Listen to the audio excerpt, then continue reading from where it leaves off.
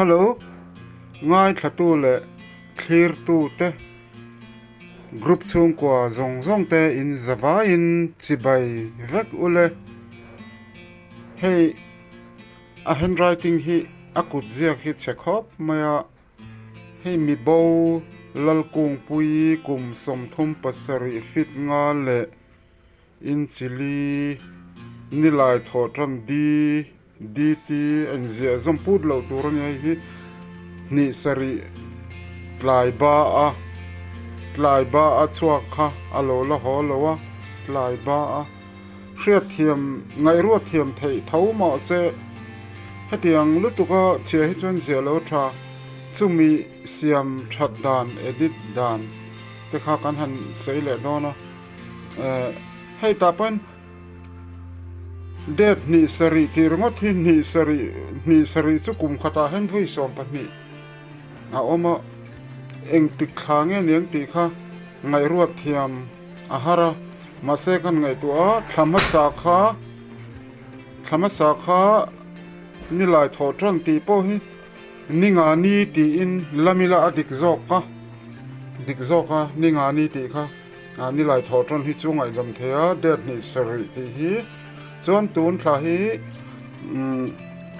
August ni to a vein August ni a July ni sari kha ninga ni chu ni a July ti na ni chu khami tlaya chuak kha alo la ho lo ron ti na ni a mule a hren om chuan min lo thil don ya ama hi cheural kho ni e a ron ti a hei hi phone na tur a mule hria kan om chuan hei hemi news group pakhata kam admin pui ani a ka tina em hi chu pai tur ani ka admin pui ni a lo post dar te u ti in min nge na ni man mo lo deuin edit dan man mo lo den kan sayang edit dan kha hela hianin mi bo hi lalkung pui ni a ti hianin kan ti dan tur chu mun danga a copy paste na mun ke ma chu grupa ka omna khan khata khanin kava lut lo menga ta hen ka news walls news true na hen ti hen kap net phang a chuan hela hei dot ta hen chuan hei copy hi ti hen ka la don ni ta hen copy a hen tin ka copy ta ti khan he ta hi message copy ti hi chuan he ta hian message kan zena hian kan type na hian kan met wang a ti khan hei paste ti lo lang a hian kan met ang ti khan ka edit don ta ni mi bo ti hi ti hian hei po hi ti hian ti la tha mi bo ti chu ti khan ni mai mi bo chuan hemi inkar hi a space hi mun ol hi kan da donga heta hei feilem te hi hriat thiam ol tur berin kan sayang feilema ti khan voi khat voi ni ti khan hi a inkar hi a ol ta ni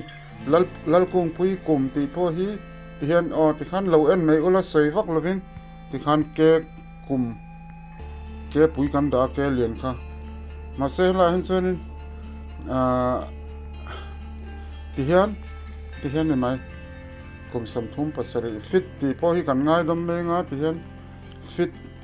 hian fit nga le in chili ti khan hei chu hriat thiam mai ti khan nilai thotran hi en hi pharapuin ti khan nilai thotran ani ta nilai thotran hi ke phechan nilai thotran ti hi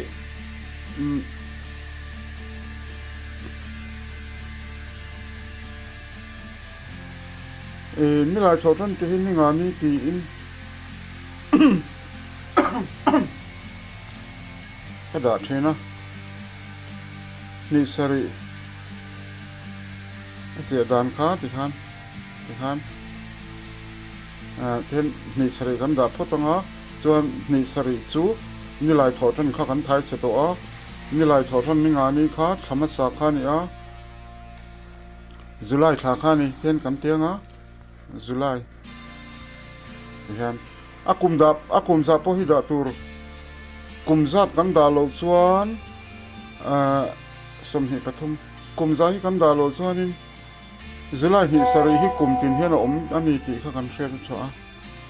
ti khan tlai ti po hi horapui da ila tlai ba ti hi tlaya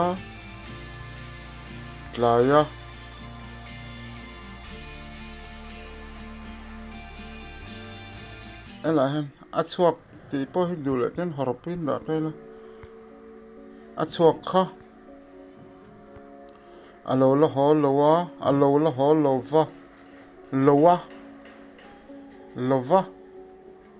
lova te alo la ho lova a mule a hria in om chuan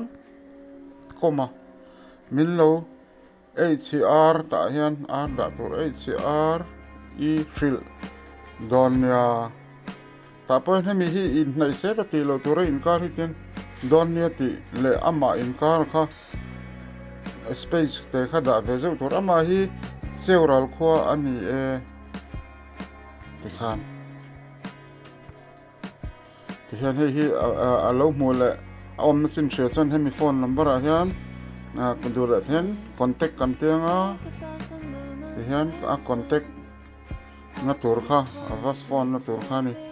ti hian ti khan kan tianga kan en non lenga mi bo ti ni adul ai mi bo ti hi horop sho pui kha ti khan kan danga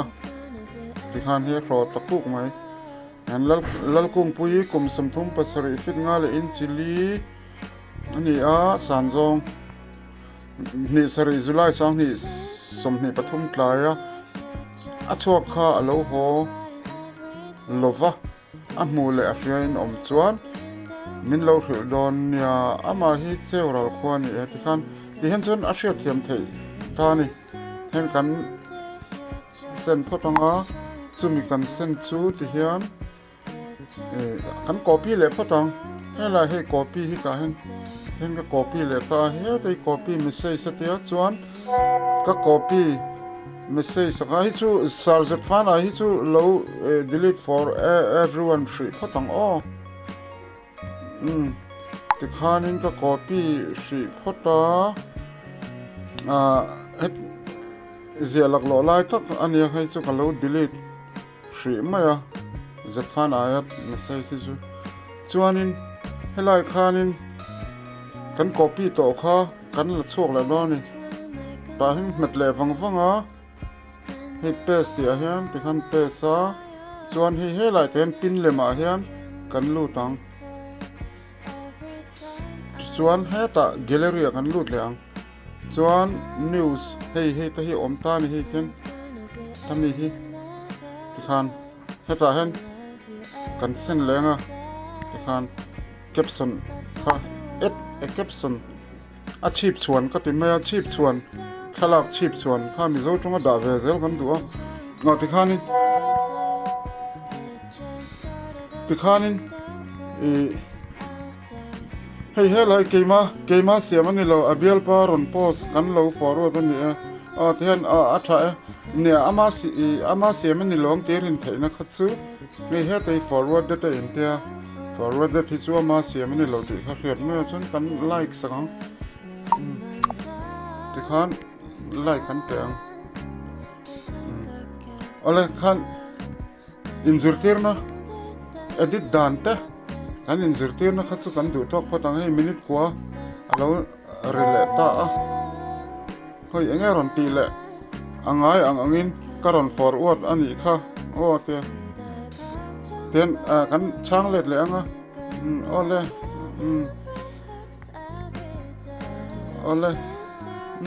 hello